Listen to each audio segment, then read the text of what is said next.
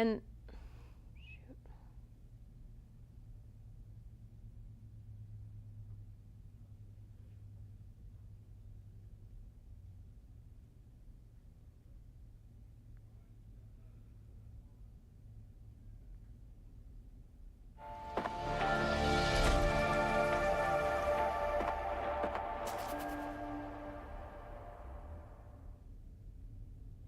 today on the TV24 News, college scholarship opportunities, Alabama seafood labeling requirements, JSU and CDP partnership renewal, convoys heading to the border. These stories plus weather with Lacey Klontz and sports coming up. It's now time for the TV24 News, presented to you by Team 1 Chevrolet of Gadsden.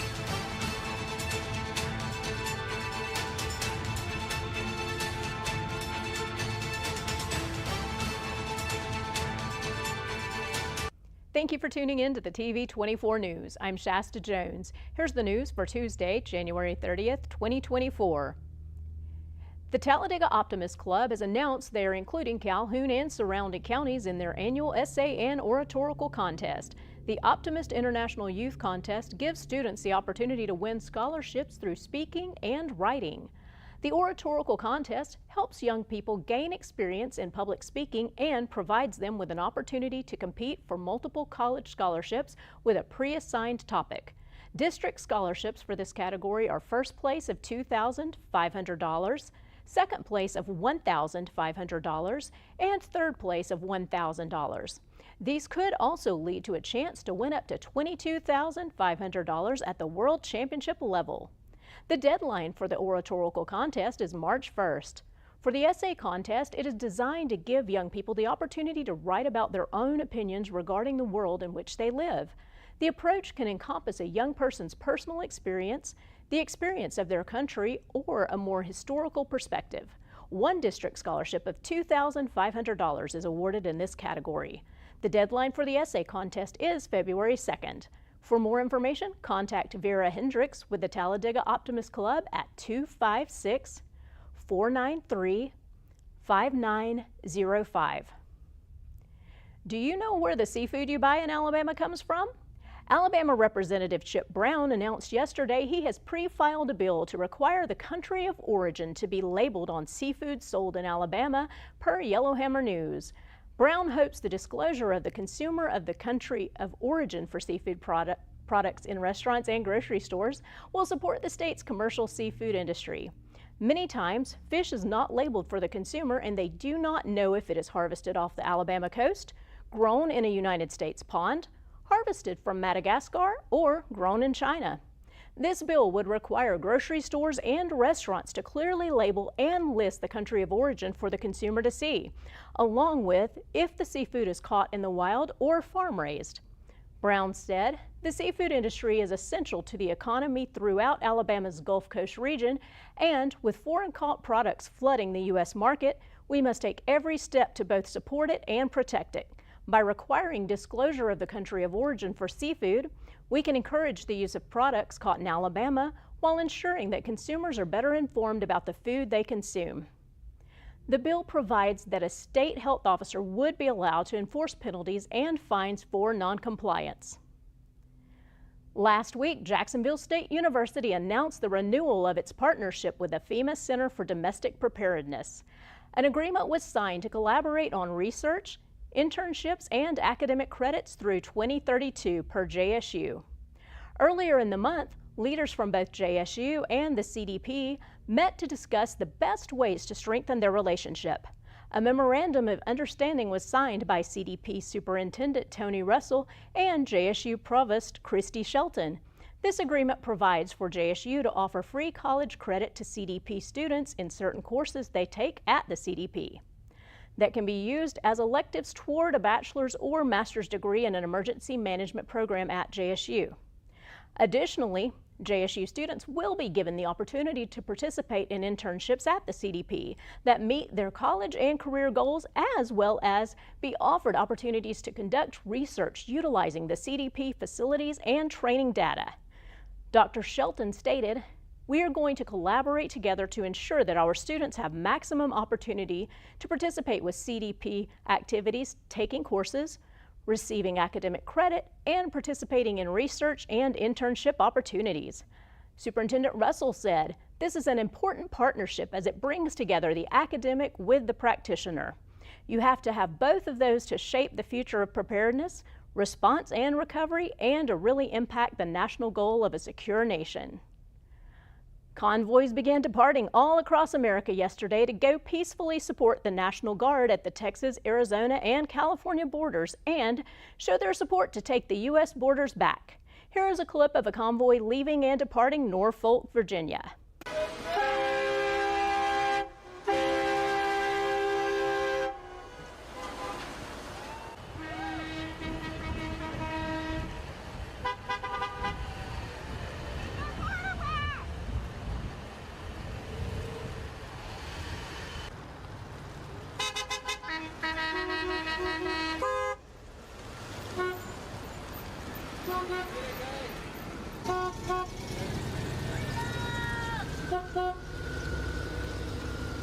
Come on! It's time to roll to Texas! Yeah. The fact is that we've gotten bad press already. People are making up all kinds of stories that aren't true. This is all about being a peaceful, peaceable demonstration. To go forth and to say that we are followers of our Lord Jesus Christ, who is a man of peace. And that we will stand there and we will intercede in prayer, because we don't want our National Guard guys taking the brunt of everything going on. They've come out of their homes and they've sacrificed their families, environments to be there and defend us. So we're going to go there, and we're going to have thousands. I'm hearing 40,000 truckers coming from all over the country and Canada. Holy mackerel! Let's go ahead and move on to sports now. Yesterday in Tampa, Florida, at the Tampa Bay Buccaneers Raymond James Stadium, the Blue-Gray All-American Bowl of high school football players took place, with the North taking on the South. For a couple of days since the 27th, the student athletes were mentored by a staff of NFL veterans that are now coaches. Here are just a few of those mentors with ties to the state of Alabama. Chris Good, former player for the University of Alabama and the Indianapolis Colts. Roosevelt Patterson, former Crimson Tide player, Los Angeles Rams, Oakland Raiders, and Birmingham Barracudas. Eric Curry, also a former Crimson Tide player, Tampa Bay, Buccaneer, and Jacksonville Jaguars. Michael Myers, former U of A player, Dallas Cowboys, Cleveland Browns, Denver Broncos, and Cincinnati Bengals. Antonio Langham from the Tide, Cleveland Browns, Baltimore Ravens, San Francisco 49ers, and New England Patriots. John Copeland, also from the Tide and Cincinnati Bengals. So the rosters of student athletes were comprised of the nation's top prospects in the 2024 class. Now, here's a couple of our local players who played for the South and got to show off their great level of skills in the game. Number 13, Caden McMichael, wide receiver from Southside. And number 66 was Jake Stewart, offensive line from Southside. So even though the North played hard in the end, it was the South that took the win in a final score of South 41, North 31. With so much talk about electric vehicles and the possibility of those on the roads in the future, how would you feel about an electric motorcycle to scoot around town on? One of the owners of Rivet took time to share with us at Barber Motorsports about their electric bike and what it can do and why it may be a good option in the economy today. Yeah, so we sell a commuter style electric motorcycle.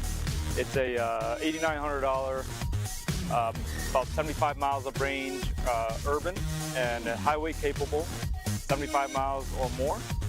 And we're more of a micromobility company. Our first product happens to be a motorcycle, but it's meant for a very accessible crowd. So getting to electric, we want it to keep the price low. We want it to be easy to ride, so there's no clutching or shifting, just twist and go. We made a seat adjustable in height, so it goes from 30 inches all the way up to 34 inches. You can kind of see the seat move up and down. And our battery is actually removable, so you can take the battery off, hot swap it, charge it on any 110 outlet at home. If you can plug it in a microwave, you can plug it in our bike. It's about 80 cents to charge, and you can also plug it in anywhere on public car chargers as well. That's going to be it for sports today. We want to thank you for watching the TV24 News presented by Team 1 Chevrolet of Gadsden. We're going to leave you with your area weather forecast from Lacey Klontz. Signing off from Oxford, Alabama. Have a great day, and we'll see you back here tomorrow. For today's Forecast Extra, a thick ice jam in Morgan County, Ohio was caught on drone footage. This is what the Muskingum River looked like as ice and snow backed up for miles. And this is the river now. A massive melt is turning previously wintry scenes into a muddy mess for some parts of the country. As all that snow and ice melts, there is potential for flash flooding in low-lying and flood-prone areas. Now coming up here in Oxford, tonight temperatures are getting down to 38 degrees and we'll have partly skies.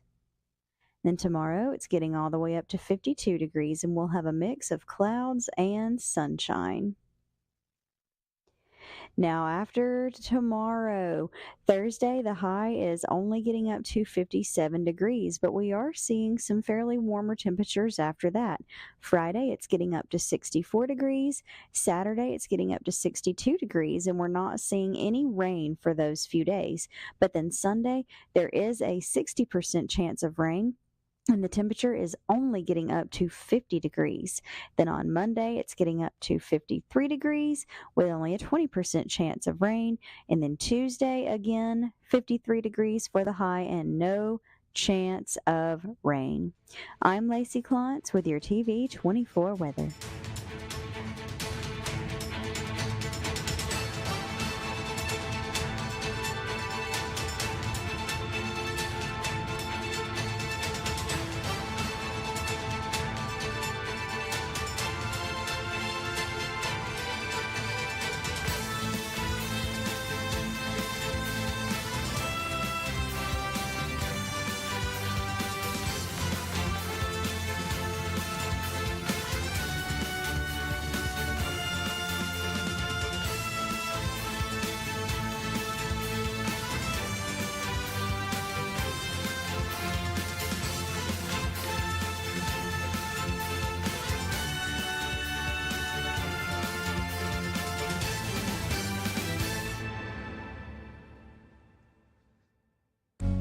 There's a special place where overtime gives way to family time, where fast-paced becomes a little slower lifestyle. At Campers Unlimited, we can help get you there, where your lake house, beach house, or tailgate headquarters can have the same address. We carry the top brands in America like Grand Design and Forest River. With a large selection, we're sure to have a floor plan that fits your needs. So when you're ready to disconnect in order to reconnect, take the easy drive to Campers Unlimited on Interstate 59 in Gadsden or shop us online at campersunlimited.net.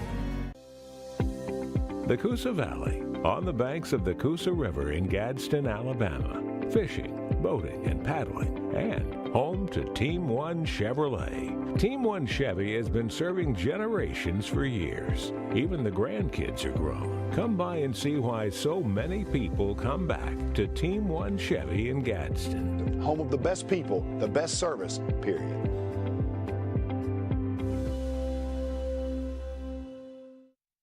Hello, I'm James Shambley of Family Loan Company, 1115 Noble Street, Amston. We also have 3 other locations: Family Loan of Oxford, 1225 East Snow Street, Oxford; Money Junction Finance at 1503A West Megan Boulevard, Gadsden; and JCI Finance at 608 Gilbert's Ferry Road, Atala, Alabama.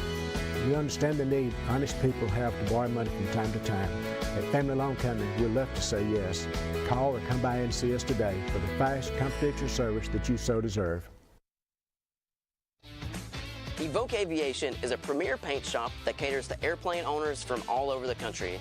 There are 175 projects on our 4-year wait list right now. I'm Jonathan McCormick, proud owner of Weac Aviation and a proud graduate of Gadsden State Community College. I got my start in auto collision repair technology. We have hired many skilled technicians who have come through that program. I give a lot of credit to Gadsden State. It's definitely where I earned my wings.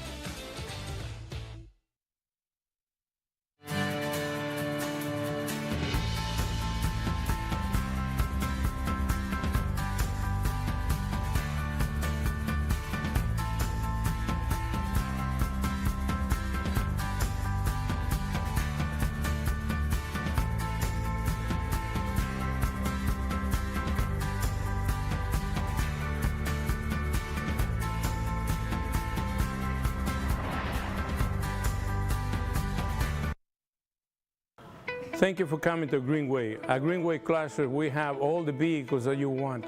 We are here part of your family, and we want to make sure that you give us that opportunity under the new management that we have. Yo quisiera que ustedes sepan que aquí en Greenway estamos nosotros dispuestos a hacerlos a ustedes, nuestra familia. Avísenos cuando estén listos y vengan a vernos con todos los vehículos y las necesidades que tengan. Come visit us today.